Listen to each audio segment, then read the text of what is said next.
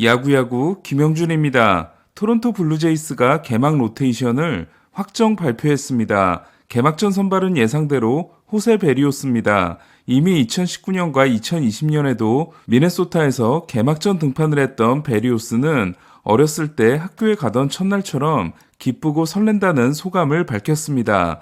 2선발은 케빈 가즈먼, 3선발은 류현진, 4선발은 알렉 마노아, 5선발은 기쿠치이고 기쿠치가 입단하기 전에 5선발 경쟁을 할 것으로 보였던 네이트 피어슨과 로스 스트리플링은 불펜에서 시즌을 시작하게 됐습니다. 메이저리그는 우리 시간으로 4월 8일에 시작하고 토론토는 다음 날부터 경기를 치르는데요. 개막 3연전은 홈에서 열리는 텍사스 레인저스와의 대결입니다. 개막전 상대가 뜬금없다고 생각될 수도 있지만 두 팀은 2015년과 2016년 2년 연속 디비전 시리즈에서 맞붙어 토론토가 2015년에는 리버스 스윕, 2016년에는 3연승으로 승리한 바 있습니다. 그리고 2015년 최종 5차전에서의 빠던으로 호세 바티스타는 이듬해 5월 루그네도 오도어에게 턱에 펀치를 맞게 됩니다. 그리고 둘은 사이좋게 몰락했습니다. 이로써 류현진은 우리 시간으로 월요일 오전 2시 반에 열리는 3차전에 등판하게 됐는데요. 첫 등판부터 새벽 중계가 되긴 했지만 현지 시간으로는 월요일 낮 경기이기 때문에 승용님이 살펴본 것처럼 추운 날씨에 고전하는 류현진에게는 오히려 괜찮을 수도 있겠다는 생각이 듭니다. 2020년 버펄로에서 5경기 2.10, 지난해 플로리다 더니든에서 3경기 0.89, 버펄로에서 5경기 5.21을 기록하며 강한 바람과 싸워야 했던 류현진은 토론토가 로저스 센터로 돌아가게 됐을 때 좋은 활약이 기대됐는데요. 그러나 로저스 센터 데뷔전에서 7이닝 8K 2실점으로 출발이 좋았던 류현진은 이후 7경기에서 2승 4패 7.76을 기록하고 시즌을 마치는 아쉬운 모습이 있었습니다. 잠시 후 류현진의 4월 스케줄을 살펴보겠지만 류현진은 첫 2경기가 모두 홈구장인 로저스 센터 경기입니다. 류현진은 8팀을 상대로 아직 승리가 없는데요. 다저스와 캔자시티는 상대해보지 못했고 텍사스는 동부의 템파베이, 중부의 화이삭스 미네소타, 서부의 휴스턴, 시애틀과 함께 상대는 했지만 승리는 못 따낸 6팀 중 하나입니다. 지난해 류현진은 4월 8일 텍사스와 첫 대결에서 2회 닉 솔락에게 솔로 홈런을 맞고 호세 트레비노의 내안타 때 게레로가 공을 잡아주지 못한 게 실점으로 이어지며 2점을 내주고 패전을 안긴 했지만 7이닝 7K 무볼넷 2실점에 눈부신 피칭을 했는데요. 체인지업이 흔들리기 전에 정말 위력을 떨쳤던 경기로 기억됩니다. 류현진은 7월 19일 이번에는 버펄로 세일런필드에서 열린 더블헤더 1차전에 등판합니다. 그리고 7이닝 4K 무실점에 통산 3번째 완봉승을 따내게 됩니다. 당시 제가 해설을 맡지 않았던 경기가 1시간 48분 만에 끝남으로써 속이 무지하게 쓰렸던 기억이 납니다. 어쨌든 류현진은 텍사스전 통산 2경기에서 7이닝 2실점과 7이닝 무실점을 기록하고 14이닝 동안 내준 볼넷이 하나일 정도로 정말 빼어난 피칭을 했는데요. 하지만 올해 텍사스 타선은 작년의 텍사스 타선과 다릅니다. 둘 다 옛동료들이며 최고의 타자들인 코리 시거와 마커스 시미언이 가세했기 때문입니다. 시미언은 지난해 아메리칸 리그 홈런 4위이자 메이저리그 장타 1위였던 선수이며 시거는 지난해 후반기 OPS가 1.009로 다저스 시절 동료였던 시거와 작년에 토론토에서 동료였던 시미언은 도합 5억 달러의 몸값으로 텍사스 유니폼을 입었습니다. 류현진은 다저스를 상대한 적이 없기 때문에 당연히 코리 시거하고는 첫 번째 승부이고 시미언은 한 번 만나 3타수 무안타 2삼진으로 완승을 거뒀지만 4년 전인 2018년이었기 때문에 둘 다 사실상 첫 승부나 다름없는데요. 여기에 1년 520만 달러 계약으로 텍사스에 합류한 콜 카루는 좌타자이지만 류현진을 상대로 통산 6타수 3안타에 2루타와 홈런을 하나씩 치는 대단한 강점을 보이고 있습니다. 이에 조이 갈로, 루그네도 오도어, 데이빗 달 같은 선수들이 사라지고 시거, 시미언, 카룬이 가세한 텍사스 타선은 지난해와는 비교할 수 없다고 할 수 있습니다. 류현진은 3선발이 됨으로써 다음 시리즈인 양키스 원정 4연전은 건너뛰게 됐는데요. 저는 양키스를 지난 2년 동안 너무 많이 만났고 올해도 많은 경기가 예정되어 있기 때문에 첫 양키스 원정을 거르고 가는 부분도 상당히 좋다고 생각합니다. 그럼 류현진의 시즌 초 스케줄을 알아볼까요?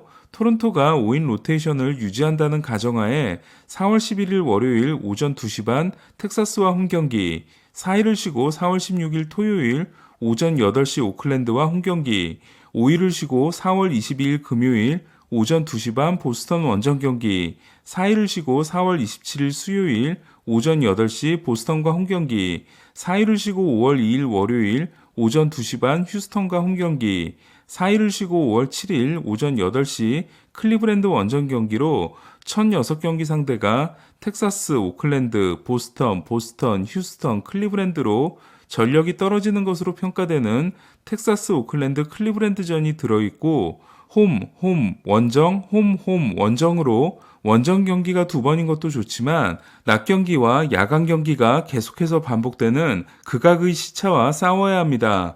이 추가 휴식일도 거의 없는 첫 6경기를 끝내면 류현진은 6일을 쉰 후 다음 4경기로 템파베이 원정, 시애틀과 홈경기, 세인트루이스 원정, 화이삭스와 홈경기가 모두 같은 시간대에 열리게 됩니다. 한편 흥미로운 소식이 있었는데요. 콜로라도가 고지대에 있기 때문에 공의 비거리가 늘어나는 문제를 해결하기 위해 시거를 보관하는 곳에 야구공을 보관해 공의 습기를 먹이는 휴미더를 정구장으로 확대하기로 했습니다.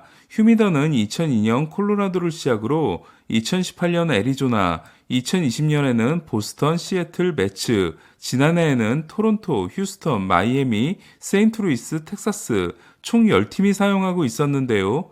나머지 20개 구장에도 설치하기로 했습니다.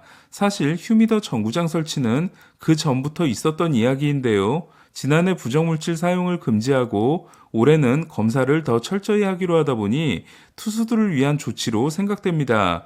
2018년 두 번째로 휴미더를 도입했을 때 애리조나는 비거리를 줄이기 위함이 아니라 투수들의 그립감을 좋게 만들어주기 위한 거라고 도입 이유를 밝힌 바 있습니다. 휴미더를 정구단에서 쓰게 되면 투수들은 언제나 똑같은 상태의 공을 던진다는 이점을 가지게 되는데요. 건조한 기후의 구장에서는 홈런이 줄 수 있지만 습한 구장에서는 반대가 될 수도 있습니다.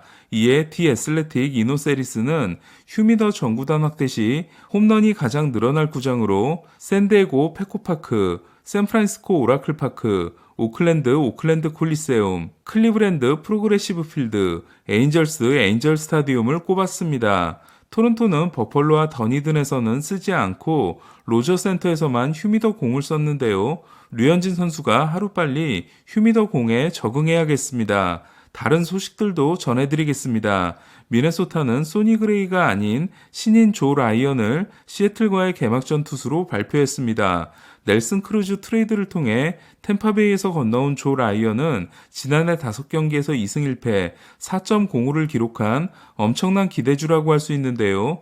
향후 미네소타의 에이스도 될 수 있는 라이언은 미네소타로서는 1969년 이후 처음으로 개막전 선발로 나서는 루키 투수가 됐습니다.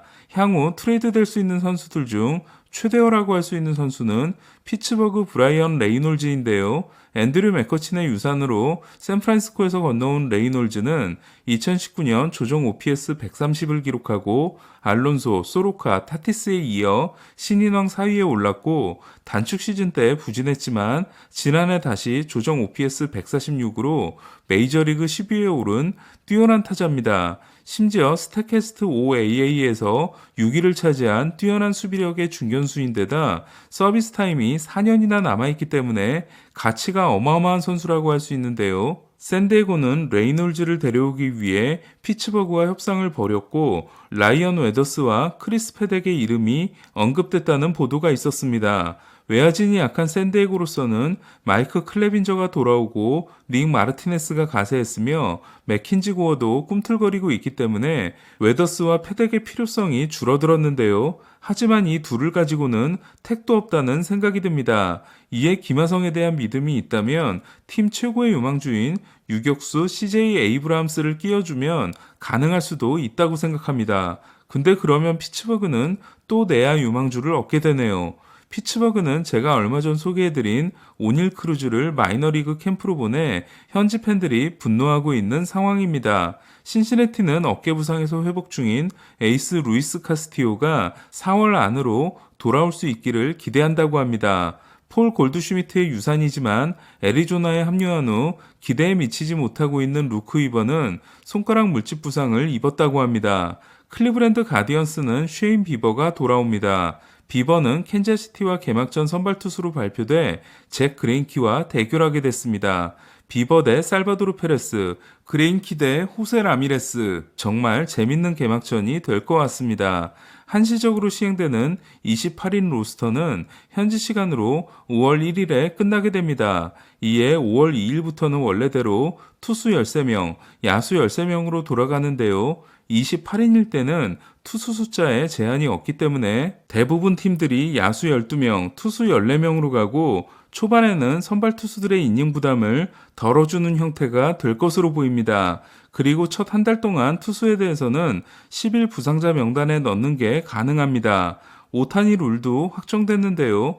투수와 타자를 모두 소화하더라도 별개의 출전으로 보기 때문에 투수로 교체돼도 타자로 남을 수 있고 타자로 교체돼도 투수로 남을 수 있습니다. 그리고 연장 10회 승부치기는 결국 계속 유지하기로 했습니다. 오늘 소식은 여기까지입니다. 야구야구 김영준이었습니다.